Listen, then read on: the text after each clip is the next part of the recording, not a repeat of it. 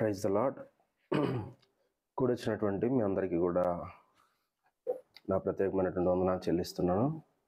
మీ అందరూ బాగున్నారని నేను అనుకుంటున్నాను. నా వాయిస్ మీకు స్పష్టంగా వినబడుతుందా? వినిపిస్తుంది అంకుల్. ఓకే, చాలా సంతోషం. మనము ఈరోజు ప్రకటన గ్రంథము 5వ అధ్యాయంలోనికి మనందరం కూడా వెళ్దాము. అందుకంటే ముందుగా ఒకసారి మనం రివ్యూ చేద్దాము. 4వ అధ్యాయంలో మనం ఏం చూసామనేది.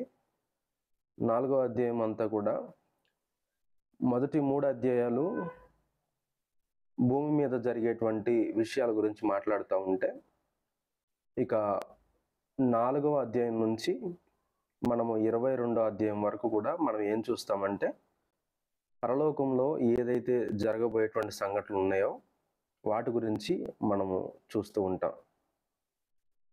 మనము 4వ అధ్యాయంలో ఏం చూస్తామంటే, పరలోకం నుంచి వచ్చినటువంటి ఒక దూత పైకెక్కిరా అని చెప్పి యోహాను పరలోకానికి తీసుకుని వెళ్ళటము. తర్వాత యోహాను పరలోకంలో ఒక గ్లోరియస్ థ్రోన్ ఆఫ్ గాడ్, మహిమ కలిగినటువంటి దేవుని సింహాసనాన్ని నేరుగా చూడటం, ఆ సింహాసనాన్ని యోహాను వర్ణిస్తాడు. ఆ సింహాసనం ఎలా ఉన్నది అని చెప్పి చెప్తాడు. ఆ సింహాసనము వెనకాల మరకతం వలె ప్రకాశిస్తున్నటువంటి ఇంద్రధనుసు ఉందని, ఆ సింహాసనానికి ముందు స్ఫటికము వలె ఉన్నటువంటి ఒక గాజును పోలినటువంటి సముద్రం ఉందని, తర్వాత ఆ సింహాసనానికి చుట్టుపక్కల 4 జీవులు ఉన్నాయని, ఆ తర్వాత ఆ సింహాసనానికి ముందు 24 మంది పెద్దలు కూర్చొని ఉంటారని మనము చదివాం. ఆ తర్వాత ఆ సింహాసనం ముందు ఆసీనుడైనటువంటి వ్యక్తి తన తేజస్సు ఎలా ఉందంటే, తన తేజస్సుని ఒక 2 విలువైనటువంటి రాళ్లతో పోల్చడం అనేది మనం జరిగింది. అవి కూడా మనం చూసాం. జాస్పర్ తర్వాత శాండీస్ అనేటువంటి ఒక 2 రాళ్ళను మీకు చూపించడం జరిగింది. అంటే అంత విలువైనటువంటి రాళ్ళు, ఆ విలువైనటువంటి అంత తేజస్సు కలిగినటువంటి, ఎక్కడ కనిపించినటువంటి తేజస్సు ఆ సింహాసనం మీద ఆసీనుడైనటువంటి వ్యక్తి ముఖంలో నుంచి కనబడతా ఉండటాన్ని యోహాను చూస్తాడు. ఇదంతా చూసిన తర్వాత మనం ఇప్పుడు 5వ అధ్యాయంలోకి వెళ్దాం. ఇప్పుడు 5వ అధ్యాయంలో ఇంకొన్ని విషయాలు, ఆ సింహాసనము దగ్గర ఉన్నటువంటి మరికొన్ని విషయాలు యోహాను చూస్తాడు. అంతేకాకుండా అక్కడ ఒక విచిత్రమైనటువంటి సంఘటన జరుగుతుంది. ఆ సంఘటన కూడా ఈరోజు మనం చూద్దాం. అక్కడ ఏం జరగబోతుంది? యోహాను ఆ సింహాసనం మీద ఆసీనుడైనటువంటి వాని యొక్క కుడి చేతిలో ఏం చూశాడు, తను ఏం గమనించాడు అనే ఆ విషయాలన్నీ కూడా మనం ఇప్పుడు చూడబోతున్నాం. కాబట్టి శ్రద్ధ కలిగి మీరు ఈ మాటలన్నీ కూడా ఆలకించాలి. మనందరం కూడా క్లాస్లోకి వెళ్ళిపోదాం.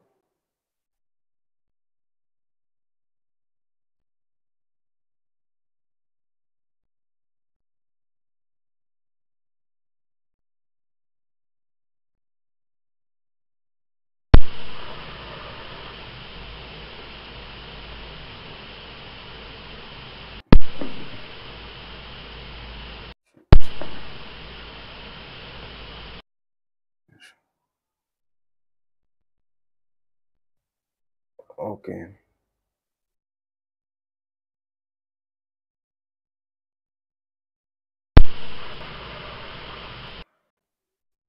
ఓకే, ఇది ఆటోమేటిక్. సరే, ప్రకటన గ్రంథము 5వ అధ్యాయం. ఈ 5వ అధ్యాయములో ఉన్నటువంటి 14 వచనాల సారాంశం ఏంటంటే, గొర్రెపిల్ల, వధించబడుతున్నటువంటి గొర్రెపిల్ల ఆ సింహాసనం మీద ఆసీనుడైనటువంటి వాని కుడి చేతిలో ఉన్నటువంటి గ్రంథాన్ని తీసుకోవటము ఈ 14 వచనాల యొక్క సారాంశం. లోపటను వెలుపటను వ్రాత కలిగి 7 ముద్రలు గట్టిగా వేసి ఉన్నటువంటి ఒక గ్రంథము మనము చూస్తున్నాం అన్నమాట. ఒక్క నిమిషం.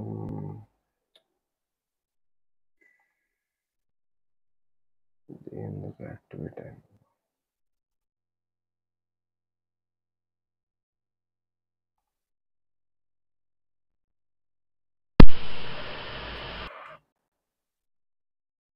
సరే, ఒకసారి మనం అవుట్లైన్ చూద్దాం. ఒకసారి ఈ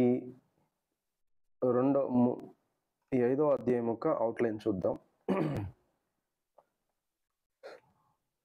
చూడండి, మొదట వచనంలో ఏం కనబడుతుందంటే, మొదటి వచనంలో పరలోకంలో జరిగేటువంటి సంఘటన అనేది మొదటి వచనంలో కనబడుతుంది.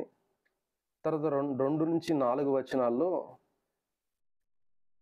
ఆ పరలోకంలో ఆ జరిగినటువంటి సంఘటన బట్టి ఒక వ్యక్తిని వెతుకుతూ ఉంటారు.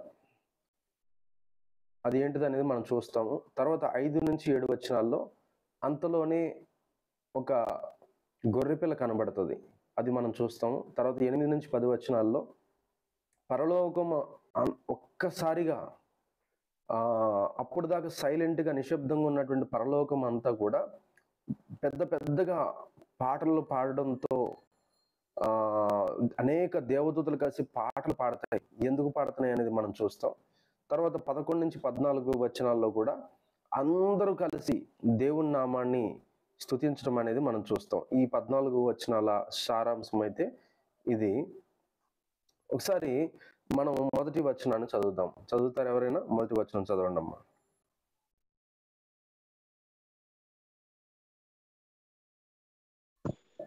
మరియు లోపటను వెలుపటను రాత కలిగి 7 ముద్రలు గట్టిగా వేసియున్న ఒక గ్రంథము సింహాసనమందు కుడి చేత ఓకే, చూడండి, ఇక్కడ మరియు లోపటను వెలుపటను రాత కలిగి 7 ముద్రలు గట్టిగా వేసి ఉన్న ఒక గ్రంథము సింహాసనమందు ఆసీనుడై ఉండి వాని కుడి చేత మనం చూచితిని. ఇప్పుడు 4వ అధ్యాయం అంతా కూడా యోహాను ఏం చూస్తున్నాడంటే, ఆ మహిమ కలిగినటువంటి సింహాసనం మీద ఒక వ్యక్తి ఆసీనుడై ఉన్నాడు.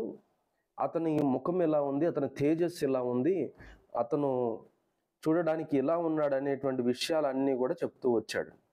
ఇక్కడికి వచ్చేసరికి ఏమంటున్నాడంటే, ఆ ఆసీనుడు, ఆ మహిమ కలిగినటువంటి సింహాసనం మీద ఆసీనుడు అనేటువంటి వ్యక్తి చేతిలో ఒక గ్రంథం ఉందంట. ఆ గ్రంథాన్ని యోహాను చూస్తున్నాడు. ఏంటి ఆ గ్రంథము? ఆ గ్రంథం అంట, ఇదిగో చూడండి, ఈ వ్యక్తి చేతిలో ఉన్నట్టుగా లోపటను వెలుపటను రాత కలిగినటువంటి గ్రంథం. బైబిల్ రోజుల్లో సాధారణంగా ఒకవైపు మాత్రమే రాత ఉండేటువంటి గ్రంథాలు మనకు కనబడతాయి. ఒకవైపు మాత్రమే. ఇప్పుడు మనం కూడా ఈ ఒకవైపు మనము సాధారణంగా చూడండి, నీట్ హ్యాండ్ రైటింగ్ నీట్గా ఉండాలంటే మనం ఏం రాస్తామంటే ఒకవైపే రాస్తాం పేజీకి. అదే చాలా ముఖ్యమైనటువంటి విషయాలు తర్వాత ఏదైనా ఒక విషయాన్ని ఒకే పుస్తకంలో రాయాలి, ఒకే పేపర్లో నింపేసేయాలనుకుంటే మనం ఏం చేస్తాము? 2 వైపులా రాస్తాం. ఒక విషయాన్ని 2 వైపులా రాస్తున్నామంటే అర్థం ఏంటంటే, ఒక విషయాన్ని అదే పేపర్లో నింపేసేయాలనేటువంటి ఉద్దేశం అన్నమాట. ఇక్కడ 2 వైపులా లోపటను వెలుపటను రాత కలిగినటువంటి ఒక గ్రంథం ఉంది. ఈ సింహాసనము మందు ఆసీనుడైనటువంటి వాని కుడి చేతిలో ఆ గ్రంథం ఉంది. తర్వాత అంతేకాకుండా ఆ గ్రంథానికి 7 ముద్రలు వేస్తున్నాయి. ఏంటి, ఎందుకు ఇలాగా దేవుడు చూపిస్తున్నాడు అంటే, ఆ గ్రంథములో ఉన్నటువంటి విషయాలు ఎంత ఇంపార్టెంట్ అంటే, లోపటను వెలుపటను రాత కలిగి, పాత నిబంధన రోజుల్లో లోపటను వెలుపటను రాత ఉందంటే దాని అర్థం ఏంటంటే, ఆ విషయాలు చాలా చాలా చాలా చాలా చాలా ముఖ్యమైనవి అన్నమాట. చాలా ముఖ్యమైనవి. ఏదన్నా రాజ్యానికి సంబంధించినటువంటి సీక్రెట్స్ గానీ, లేకపోతే రాజుని రాజుని ఏమన్నా సంహరించాలంటే దానికి సంబంధించిన పథకాలు గానీ, ఇలాంటి ముఖ్యమైనటువంటి విషయాలు మాత్రమే లోపటను, వెలుపటను రాతగలిగి ముద్రలేస్తారు పాత నిబంధన రోజుల్లో. ఇక్కడ అటువంటి గ్రంథమే మనం చూస్తున్నాం. ఈ గ్రంథము ఏం చెప్తుంది? ఈ గ్రంథంలో ఏముంది అంటే మనకంత క్లియర్‌గా రాయబడలేదు కానీ మనం తర్వాత వచనాల్లో రాయబడినటువంటి సారాంశాన్ని బట్టి మనం ఏం చెప్పొచ్చంటే, ఈ గ్రంథంలో ఉన్నటువంటి విషయాలన్నీ కూడా ఇక ముందు జరగబోయేటువంటి సంఘటనలకు తాలూకు విషయాలు. ఇక ముందు ప్రకటన గ్రంథంలో ఏం జరగబోతుంది, ఏమేం రాయబోతున్నాయి, ఏమేం జరగబోతున్నాయి, అవన్నీ కూడా జరగబోతున్నటువంటి దాని విషయాలన్నీ కూడా దేవుడు ఈ గ్రంథంలో తన చిత్తము, తన ప్రణాళిక, తర్వాత రెండవ రాకడ గురించి, కొత్త భూమి, కొత్త ఆకాశం, మిలీనియల్ రెయిన్, 1000 ఏళ్ల పరిపాలన, ఇవన్నీ కూడా ఆ గ్రంథం క్రోడీకరించి పెట్టాడు దేవుడు. ఈ గ్రంథం అందుకని 7 ముద్రలు వేశాడు. 7 ముద్రలు వేసాడంటే 7 అనేది ప్రకటన గ్రంథం అంతట్లో ఎక్కడొచ్చినా సరే గుర్తుపెట్టుకోండి, అది పరిపూర్ణతకు సూచన. 7 సింహాసనాలన్నా, 7 గుర్రాలన్నా, 7 ముద్రలన్నా, 7 పాత్రలన్నా, ఇవన్నీ దేనికి సూచనగా ఉన్నాయంటే పరిపూర్ణత. ఇంకంటే 7 అనేది వచ్చిందంటే ఓకే, ఇంకా అంతకు మించింది లేదు అన్నట్టు. ఇక ఇది అంతకు మించింది లేదు, దీనికంటే పెద్దది లేదన్నట్టు అన్నమాట. పరిపూర్ణతకు సూచన. ఈ 7 ముద్రలు వేయటం అనేది యోహాను చూశాడు. 7 ముద్రలు వేసినటువంటి గ్రంథాన్ని చూస్తున్నాడు. ఈ 7 ముద్రలు కలిగినటువంటి గ్రంథం ఏం చెప్తుందంటే, ఒకసారి మనం తర్వాత చూద్దాం. తర్వాత వచనం 2, 3, 4 వచనాలు. మరియు దాని ముద్రలు తీసి ఆ గ్రంథం విప్పుటకు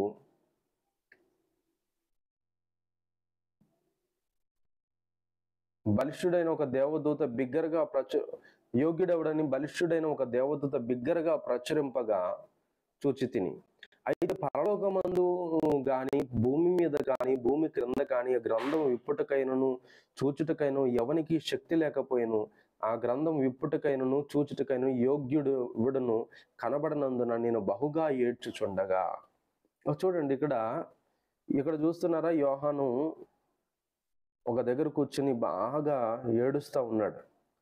యోహాను ఏడుపుకు కారణం ఏంటంటే, ఒక పక్కేమో మహిమ కలిగిన సింహాసనం చూస్తున్నాడు, సింహాసనం మీద ఆసీనుడైనటువంటి దేవుని చూస్తున్నాడు, ఆ దేవుని చేతుల్లో గ్రంథం ఉంది, అది చూస్తున్నాడు. అయితే తనకు అర్థం కాని విషయం ఏంటంటే, ఆ గ్రంథంలో ఏముందో అర్థం కావట్లేదు యోహానుకి. మరి ఆ గ్రంథాన్ని ఎవరన్నా తీసుకుని తన కోసం చదివి వినిపిస్తారేమో అని చూస్తున్నాడు. కానీ ఎవ్వరు కూడా రావట్లేదు, ముందుకు రావట్లా. ఆయన ముందు 24 సింహాసనాలు ఉన్నాయి, 24 పెద్దలు ఉన్నారు, వేల కోట్ల దేవదూతలు ఉన్నాయి. ఒక్కరు కూడా ఆ గ్రంథాన్ని తీసుకోవడానికి ధైర్యం చేయట్లా. అంతలోకి సడన్ గా ఒక పెద్ద దేవుని దూత, బహుశా మన బైబిల్లో బలిష్ఠుడైన ఒక దేవుని దూత అని రాయబడిన ప్రతిసారి కూడా మనం గుర్తుపెట్టుకోవాల్సింది ఏంటంటే, అది మికాయేలు దేవదూత గురించి చెప్తుంది. మికాయేలు దేవదూతకి మరొక పేరు ఏంటంటే బలిష్ఠుడైనటువంటి, బలమైనటువంటి దేవదూత. ఈ బలమైన దేవుని దూత యోహాను దగ్గరకు వచ్చి యోహానుని ఓదారుస్తూ ఏమంటుందంటే, అయితే ఒకటి గమనిస్తున్నాడు ఇతను, పరలోకమందు కానీ, భూమి మీద కానీ, భూమి క్రింద కానీ ఆ గ్రంథము విప్పుటకైనను కనీసం దాని వైపు చూడడానికైనా ఎవరికి శక్తి లేకపోతుంది. ఇది చూస్తున్నాడు యోహాను, ఇది చూసే బాధపడుతున్నాడు. ఆ గ్రంథం విప్పటానికైనా చూచడానికైనా యోగ్యుడవుడు కనబడినందున నేను బహుగా ఏడ్చుచుండగా, తన గురించి తాను చెప్తున్నాడు, బాగా ఏడుస్తున్నాడు. ఎందుకని ఏడుస్తున్నాడు? ఎవరైనా వచ్చి ఆ గ్రంథం మీద ఉన్నటువంటి 7 ముద్రలు తీస్తారేమో, ఆ గ్రంథంలో ఏముందో నేను చదవాలనుకుంటున్నాను, అదేంటో చూడాలనుకుంటున్నాను. యోహానుకి ఏమో పరితాపం పట్టలేకుండా ఉంటే ఎవ్వరు కూడా అటు పరలోకంలో కోట్ల దేవదూతలు ఉన్నాయి. దేవదూతల్లో ఒక్కరు కూడా గ్రంథాన్ని చూడటానికి కానీ, ముట్టడానికి కానీ, దాని ముద్రలు విప్పడానికి కానీ అవకాశం లేదు. భూమి కింద చూస్తున్నాడు. భూమిలో భూమి కింద నుంచి వచ్చేటువంటి వాళ్ళు ఎవరున్నారు? భూమిలోంచి వచ్చిన వాళ్ళు ఎవరున్నారు? అక్కడ 24 మంది పెద్దలు ఉన్నారు కదా. మనం ఏం చెప్పుకున్నాం? 24 మంది పెద్దలు, 12 మంది అపోస్తులు, 12 మంది సంఘానికి సూచనగా, 12 మంది పాత నిబంధనకు, 12 మంది కొత్త నిబంధన సూచనగా అక్కడ కూర్చొని ఉన్నారని చెప్పేసి అంటున్నాం కదా. మరి వాళ్ళన్నా విప్పుతారా అంటే వాళ్ళకు కూడా అర్హత లేదు. దేవదూతలకు అర్హత లేదు, అక్కడ కూర్చున్నటువంటి భూమి నుంచి వచ్చినటువంటి ఈ వ్యక్తులకైనా అర్హత లేదు. ఎవరికి అర్హత ఉంది? ఆ గ్రంథాన్ని విప్పగలిగినటువంటి వాడు ఎవరని చెప్పేసి ఏడుస్తా ఉన్నాడు యోహాను. తర్వాత ఏం జరిగిందో చూద్దాం.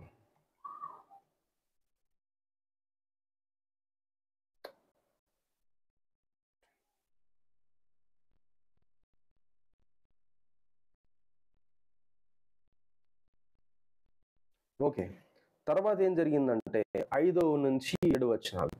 ఆ పెద్దలో ఒకడు ఏడవకుము, ఇదిగో దావీదుకు చిగురైన యూదా గోత్రపు సింహము 7 ముద్రలను తీసి ఆ గ్రంథము విప్పుటకై జయం పొందినని నాతో చెప్పాను.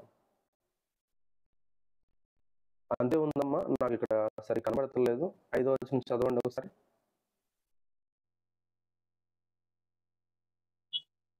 ఆ పెద్దలలో ఒక్కడు ఏడవకుము, ఇదిగో దావీదుకు చిగురైన యూదా గోత్రపు సింహము 7 ముద్రలను తీసి ఆ గ్రంథమును విప్పుటకై జయము పొందేనని నాతో చెప్పాను. చాలా చూసారా, అంతలోకి పెద్దలలో ఒకడు, పెద్దలని ఎవరినన్నాం మనం? 24 మంది పెద్దలు ఉన్నారు కదా. సింహాసనం వైట్ అపీరల్స్ తో, తెల్ల బట్టలు వేసుకుని, పైన కిరీటం పెట్టుకుని కూర్చొని ఉన్నారు చూడండి సింహాసనం మీద.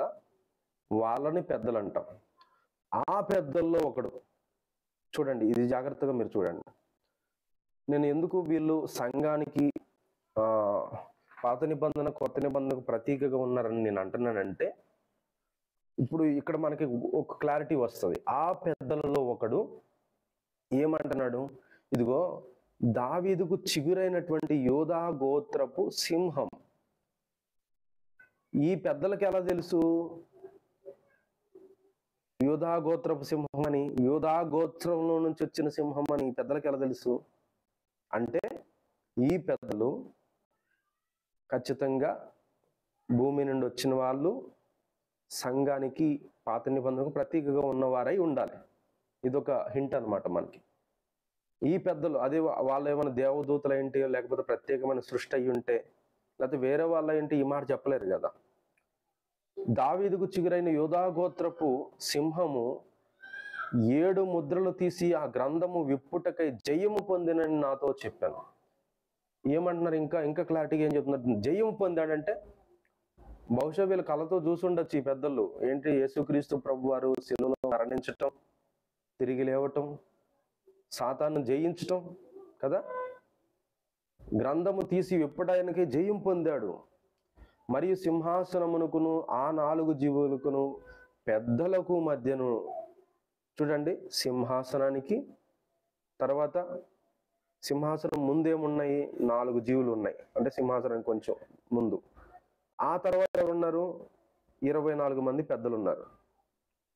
ఈ సింహాసనానికి 4 జీవులకు, ఆ 4 జీవులకు తర్వాత పెద్దలకు మధ్య వధించబడుచున్నట్లుండిన ఒక గొర్రె పిల్ల నిలిచి ఉండుట చూచితిని. ఆ గొర్రె పిల్లకు 7 కొమ్ములు 7 కన్నులు ఉండెను. ఆ కన్నులు భూమి అందంతటికి పంపబడిన దేవుని 7 ఆత్మలు. ఆయన వచ్చి సింహాసనం ముందు ఆసీనుడై ఉండు అని కుడి చేతిలో నుండి ఆ గ్రంథం తీసుకున్నాను. చూడండి, ఇక్కడ చాలా జాగ్రత్తగా ఈ మాటలు వినాలి మీరు. ఇక్కడ ఏం జరుగుతుంది? పరలోకంలో ఏం సంఘటన జరుగుతుందంటే, యోహానేమో ఏడుస్తా ఉన్నాడు. ఆ స్క్రోల్, ఆ గ్రంథాన్ని ఎవరు తీసుకుంటారని. అంతలోకి ఈ సింహాసనానికి 4 జీవులకు 24 మంది పెద్దలకు మధ్యలో బడుచున్నట్లుగా ఉన్నటువంటి ఒక గొర్రె పిల్ల కనబడింది యోహానికి. వధించబడటం అంటే చంపబడుతున్నట్లుగా. ఇక్కడ చూడండి, ఇక్కడ ఎలాగైతే గొర్రె పిల్లకు రక్తం కారుతుందో, వధించబడుతున్నటువంటి గొర్రె పిల్ల 7 కొమ్ములు కలిగినటువంటి గొర్రెపిల్ల, 7 కన్నులు కలిగినటువంటి గొర్రెపిల్ల మాత్రమే ఆ గ్రంథాన్ని ఆ సింహాసనమందు కూర్చున్నటువంటి వాని చేతిలో నుంచి తీసుకోగలిగినటువంటి అర్హత సాధించినటువంటి వ్యక్తి అని చెప్పేసి అంటున్నాడు.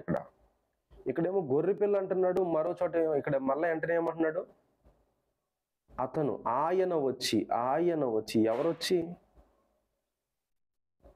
ఎవరొచ్చి ఆ గొర్రెపిల్లగా వధించబడినటువంటి ఆ వ్యక్తి వచ్చి ఆయన చేతిలో నుండి ఆ గ్రంథాన్ని తీసుకున్నాడంట.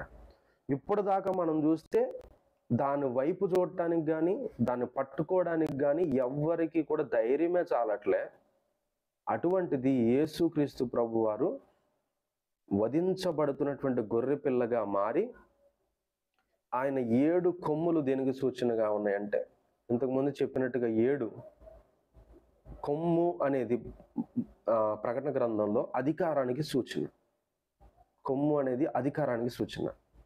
ఆయనకి 7 కొమ్ములు ఉన్నాయి అంటే సర్వాధికారము ఆయనకి ఇవ్వబడుతుంది. సర్వాధికారము ఇక మీదట అంటే మనం అంటాము చూడండి,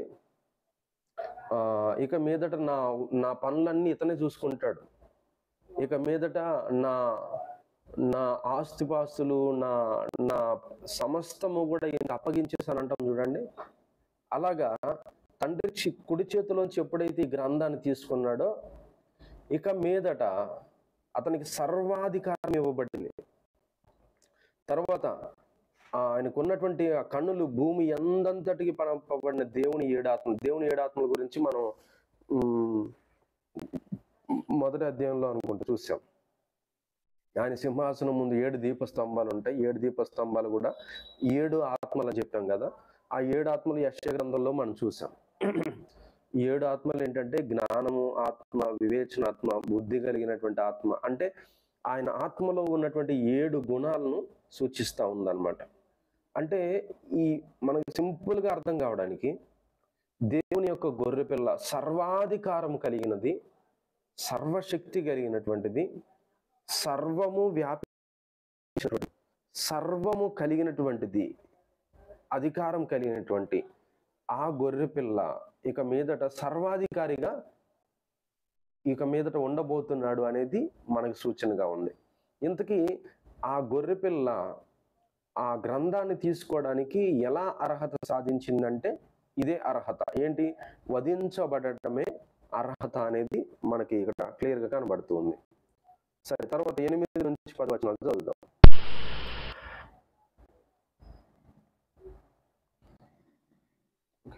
ఆయన దానిని తీసుకున్నప్పుడు ఆ 4 జీవులు, 8వ వచనం చదవడం కొంచెం.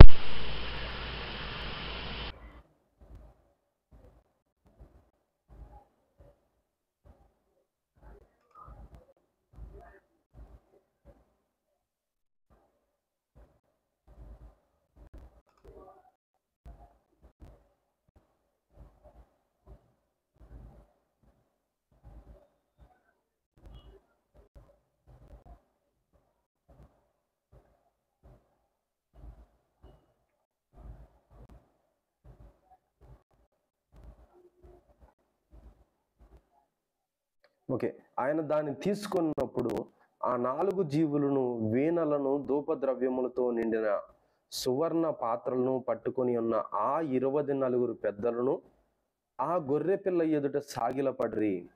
ఆ పాత్రలు పరిశుద్ధుల ప్రార్థనలు. ఆయన దాన్ని తీసుకున్నప్పుడు ఎవరు?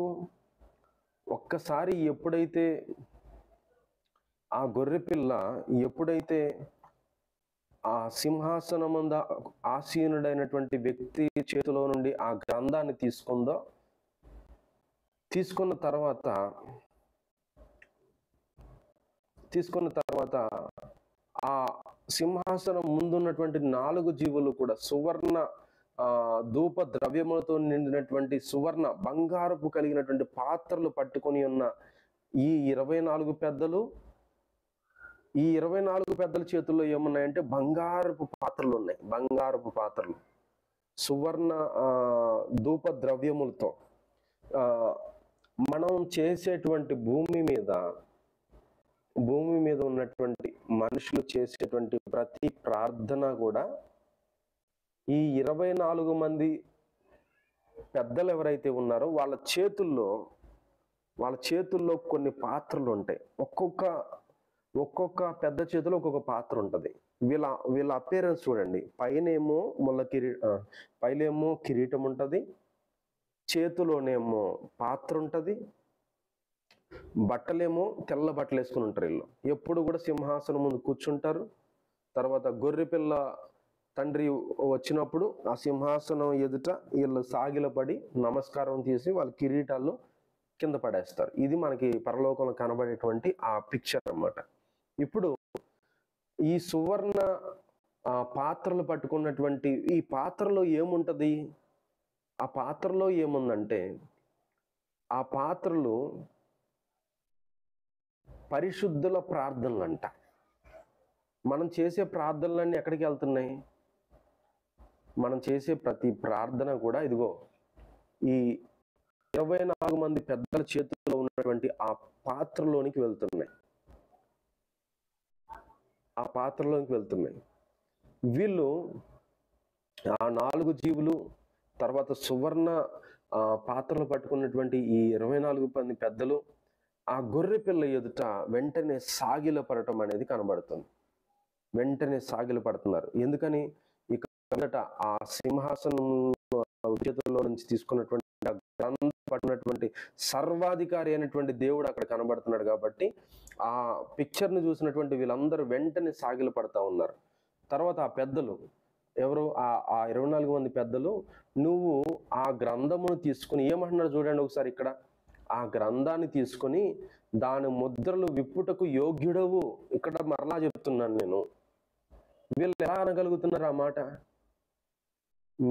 నువ్వు ఆ గ్రంథాన్ని తీసుకుని ఆ ముద్రలు విప్పడానికి యోగ్యుడు అని ఎలా చెప్పగలుగుతున్నారు? ఎందుకంటే వీళ్ళు కూడా ఆ గొర్రె పిల్ల యొక్క రక్తము చేత విమోచించబడ్డారు కాబట్టి. అంటే వీళ్ళు భూమి నుంచి వచ్చారు కాబట్టి.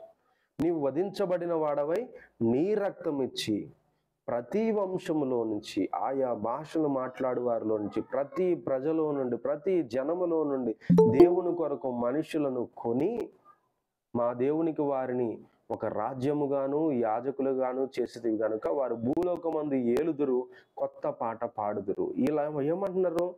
24 మంది పెద్దలు ఏమంటున్నారు? అయ్యా, నువ్వే ఈ గ్రంథాన్ని తీసుకోవడానికి యోగ్యుడు అయ్యావు. నువ్వు వధించబడిన వాడవై నీ రక్తం ఇచ్చి ప్రతి వంశంలో, ప్రతి జనంలో, ప్రతి ప్రజలో మనుషులు నువ్వు కొన్నావు. వీళ్ళు ఎలా చెప్పగలుగుతున్నారు ఈ మాట? ఎందుకంటే వాళ్ళు సాక్షాత్తు వాళ్ళ కళ్ళతో ఇదంతా కూడా చూశారు కాబట్టి. మనుషులు కొన్నావు, దేవునికి ఒక రాజ్యముగా యాజకులుగా చేసావు కాబట్టి వాళ్ళందరూ ఒక పాట పాడతారు నీకు, అది కొత్త పాట పాడతారు అని చెప్పేసి 24 మంది పెద్దలు ఆ గొర్రె పిల్లతో చెప్తూ ఉన్నారు.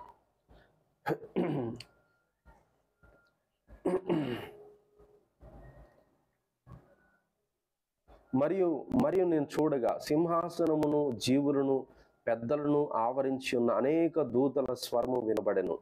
వారి లెక్క కోట్ల కొలదిగా ఉండెను. వారు వధించబడిన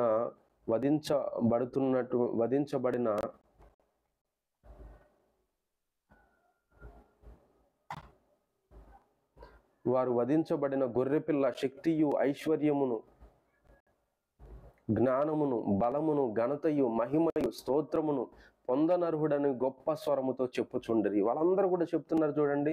గొర్రెపిల్ల గురించి ఏం చెప్తున్నారంటే, గొర్రెపిల్ల యొక్క లక్షణాలు చెప్తున్నారు. ఇక్కడ కూడా 7 లక్షణాలు కనబడుతున్నాయి చూడండి. గొర్రెపిల్ల శక్తి, ఐశ్వర్యము, జ్ఞానము, బలము, ఐశ్వర్యము,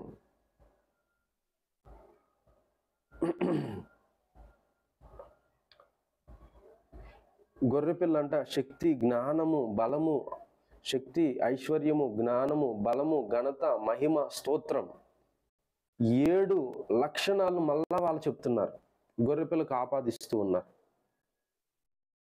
ఈ గొర్రెపిల్ల ఇవన్నీ పొందుకోవడానికి అర్హుడని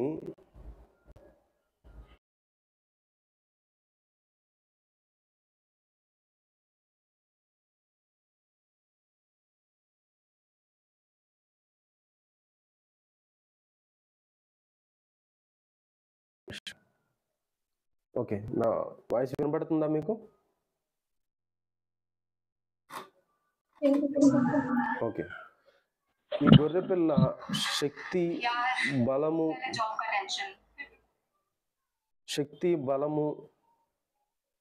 ఐశ్వర్యము జ్ఞానము మహిమ స్తోత్రము పొందనర్హుడని గొప్ప స్వరముతో చెప్పుచుండిరి. వాళ్ళు చెబుతూ ఉన్నారు.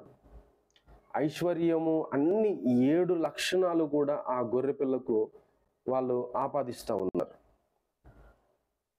అంతటా పరలోకమందును భూలోకమందును భూమి కిందను సముద్రములో ఉన్న ప్రతి స్పష్టము, పరలోకములో ఇంతకుముందు చెప్పాం కదా, ఆ ముద్రలు విప్పడానికి పరలోకంలో కానీ భూమి కింద కానీ భూమి లోపల కానీ ఎవ్వరికీ అర్హత లేదు. కానీ గొర్రెపిల్ల మాత్రమే ఆ ముద్రను విప్పింది. ఇప్పుడు పరలోకములో భూలోకములో భూమి కింద ఉన్న సముద్రములో ప్రతి స్పృష్టము అనగా వాటిలో ఉన్న సర్వము సింహాసనాసీనుడై ఉన్న వానికి గొర్రెపిల్లకు స్తోత్రము ఘనత మహిమ ప్రభావము యుగ యుగములు కలుగునుగాకని చెప్పుట వింటిని. ఆ 4 జీవులు ఆమేనని చెప్పగా ఆ పెద్దలు సాగిలపడి నమస్కారము చేసిరి. చూడండి, ఇక్కడ పరలోకములో అంటే యోహాను ఏం చూస్తున్నాడంటే 7 కళ్ళు 7 కన్నులు 7 కొమ్ములు కలిగినటువంటి ఈ జీవులు ఈ జీవిని చూసి, ఈ గొర్రెపిల్లను చూసి ఆకాశములుగా ఉన్న వాళ్ళు కానీ భూమి కింద ఉన్న వాళ్ళు కానీ భూమి లోపల ఉన్నటువంటి వారి ప్రతి స్పృష్టము ప్రతిది కూడా అందరూ కూడా ఈ గొర్రెపిల్లను చూసి సాగిలపడి నమస్కారం చేయబోతున్నారు ఒకరోజు. ఇదంతా యోహాను చాలా స్పష్టంగా చూస్తున్నాడు.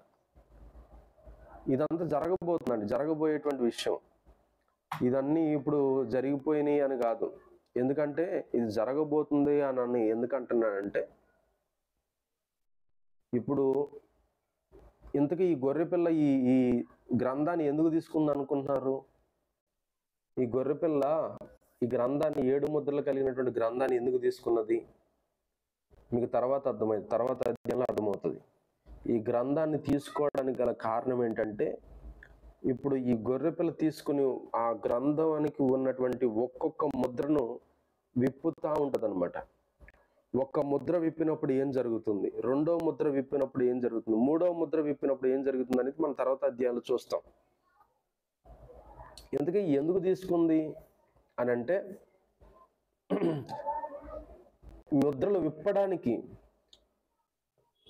రాబోయే రోజుల్లో ఏం జరగబోతుంది అన్నిటినీ కూడా తెలియపరచడానికి. ఇక భవిష్యత్ అంతా కూడా అంతమైపోబోతుంది.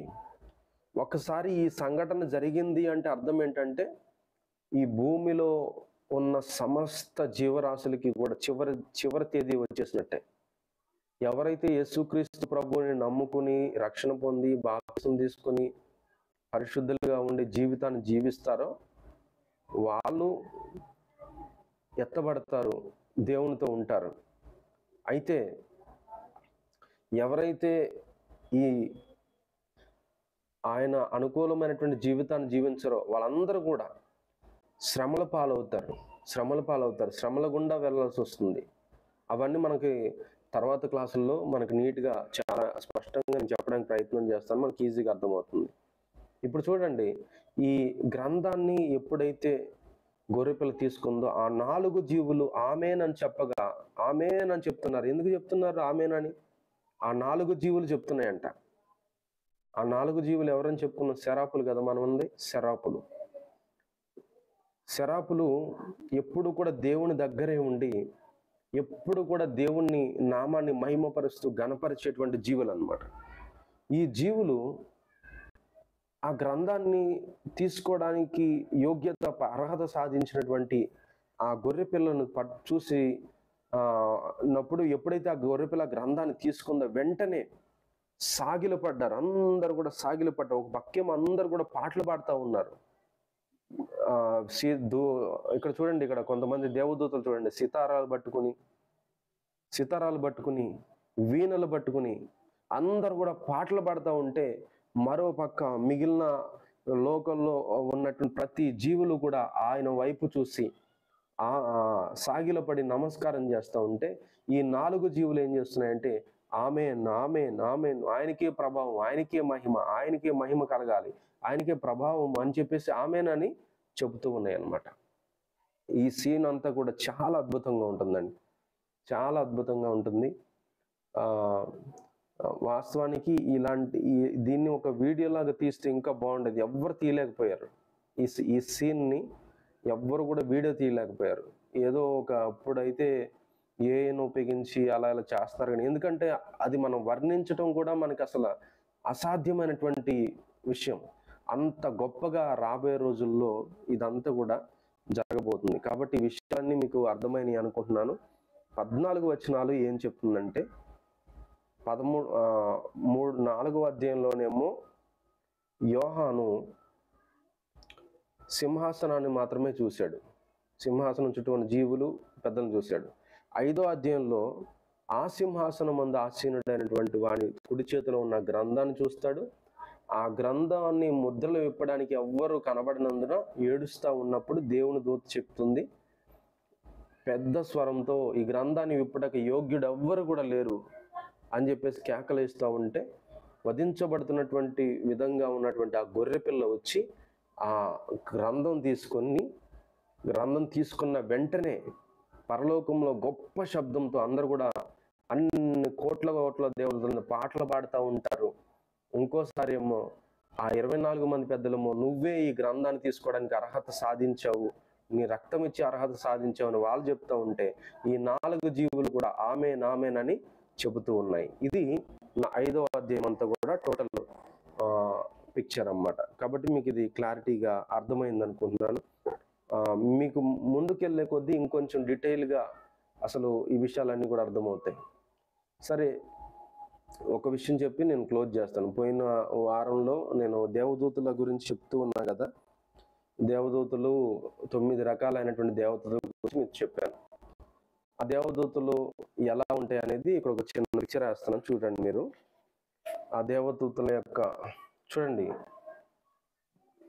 శరాపులు, ఫస్ట్ దేమో శరాపుల యొక్క రూపం ఇది. శరాపులు అంటే అర్థం ఏంటంటే, శరాపులు అంటే అవి మండేటువంటివి, ఎప్పుడు కూడా మండుతూ ఉండేవి. సారీ, నేను ఇందాక శరాపులు అంటే కెరూబుల గురించి చెప్పాను. దేవుని సింహాసనం దగ్గర ఉండేటువంటివి కెరూబులు అండి, గుర్తుపెట్టుకోండి. దేవుని సింహాసనం దగ్గర కెరూబులు ఉంటాయి, వాస్తవానికి శరాపులు ఉంటాయి. అయితే మనకి కరెక్ట్గా మనకి యెహెజ్కేలు గ్రంథంలో ఏం చెప్తాడంటే, ఇవి కూడా దేవుని సింహాసనం దగ్గర ఉన్నట్టుగా చూపిస్తాడు. ఏవి? శరాపులు. ప్రకటన గ్రంథంలోకి వచ్చేసరికి మనకి కెరూబులు ఉన్నట్టుగా చూస్తాడు. అంటే 2 ఉన్నాయి, కానీ మనకి ప్రకటన గ్రంథంలో 2 ఒక దగ్గర చూపించట్లేదు అనమాట. అయితే 2 ఉన్నాయి. యెహెజ్కేలు గ్రంథంలోకి వచ్చేసరికి శరాపులు కనబడతాయి మనకి. యెషయా గ్రంథం, ఈ శరాపులు అంటే అర్థం ఏంటంటే బర్నింగ్ వన్స్ అనమాట, మండుతూ ఉంటాయి, ఎప్పుడు కూడా మండేటువంటివి. అయితే ఈ శరాపులకి కెరూబులకి ఇద్దరికి కూడా సేమ్ గుణ లక్షణాలు ఉన్నాయి. ఎక్కడ మ్యాచ్ అవుతాయి అంటే, ఈ శరాపులకి 6 రెక్కలు ఉంటాయి, కెరూబులకు కూడా 6 రెక్కలు ఉంటాయి. ఇక్కడ మ్యాచ్ అవుతుంది. అయితే శరాపులు ఏమో రూపం ఉండదు వాటికి, ఎక్కువగా ఒంటి నిండా కళ్ళు ఉంటాయి, అలా ఉంటుంది. కానీ కెరూబులకు మాత్రం రూపం ఇచ్చాడు. ఇప్పుడు ప్రకటన గ్రంథంలో మనం వాటి రూపం చూసాం కదా, ఒకటేమో మనిషి రూపము, ఒకటేమో దూడ రూపము, ఒకటేమో సింహం రూపం, ఒకటేమో ఎగురుతున్న పక్షిరాజు రూపం. ప్రకటన గ్రంథంలో దేవుని సింహాసనం ముందు ఉన్నటువంటి జీవులు, 4 జీవులనేమో కెరూబులు అని అంటున్నాము. యెహెజ్కేలు గ్రంథంలో దేవుని సింహాసనం ముందు ఉన్నటువంటి జీవులనేమో శరాపులు అంటున్నాం. వాటికి కూడా 6 రెక్కలు ఉంటాయి. ఆ 6 రెక్కల్లో యెషయా గ్రంథంలో 6 రెక్కల్లో 2 ముఖాన్ని కప్పుకొని, 2 శరీరాన్ని కప్పుకొని, 2 కాళ్ళను కప్పుకొని, 2తోనేమో ఎగురుతూ ఉంటాయి అన్నమాట. అవి శరాపులు.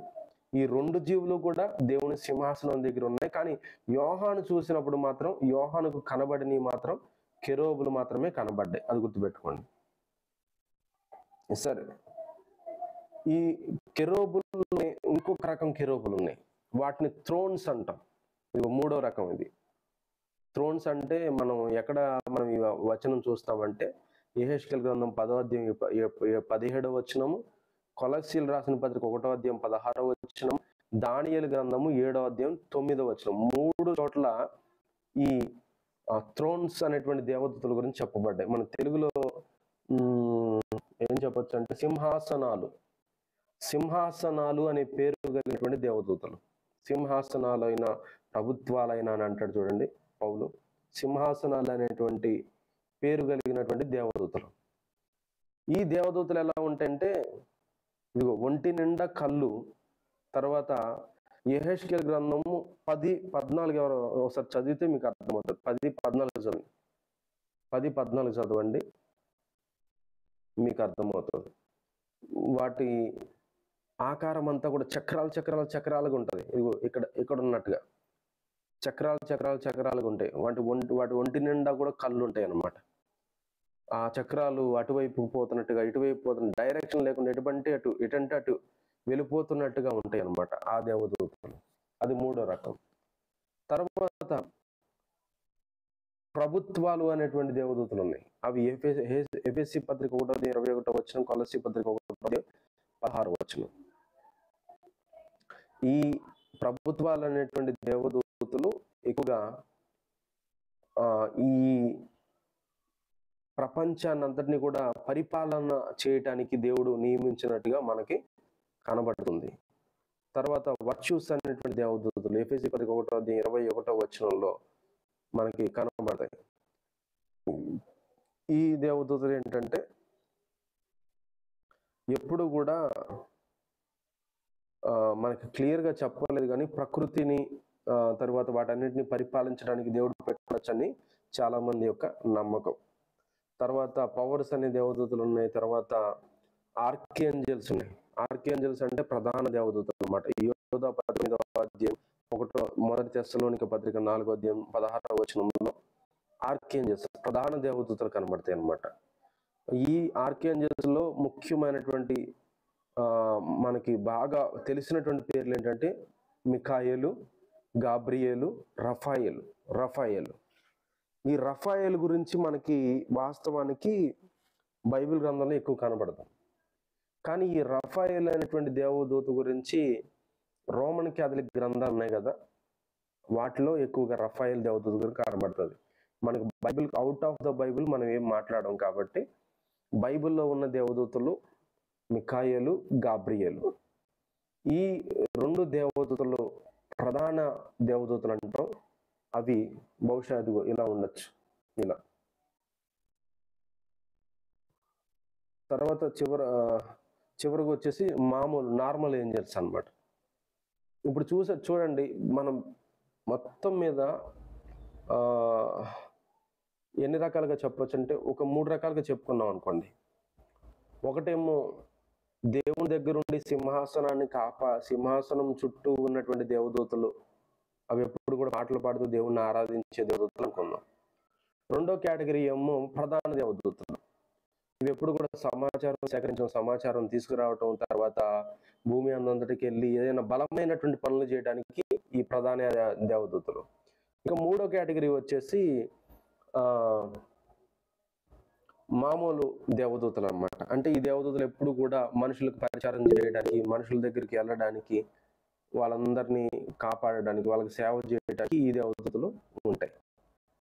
మెయిన్ కేటగిరీస్ అన్నమాట. ఇక మిగిలిన దేవతల గురించి అంత ఎక్కువగా మనకు బైబిల్లో ప్రస్తావించబడలేదు, వివరంగా చెప్పబడలా. కానీ అవి కూడా ఉన్నాయి అనేది మాత్రం కొన్ని వచనాలు బట్టి మనం నిర్ధారణగా తెలుసుకోవచ్చు. కాబట్టి ఈ విషయాలు మీకు అర్థమైనవి అని నేను అనుకుంటున్నాను. మీకు ఒకవేళ ఇన్ కేస్ ఏమన్నా అర్థం కాకపోతే మీరు తర్వాత నాకు టెక్స్ట్ చేయండి. ఈ విషయాలన్నీ మీకు అర్థమైనయా? ఏమన్నా ప్రశ్నలు ఉంటే అడగండి.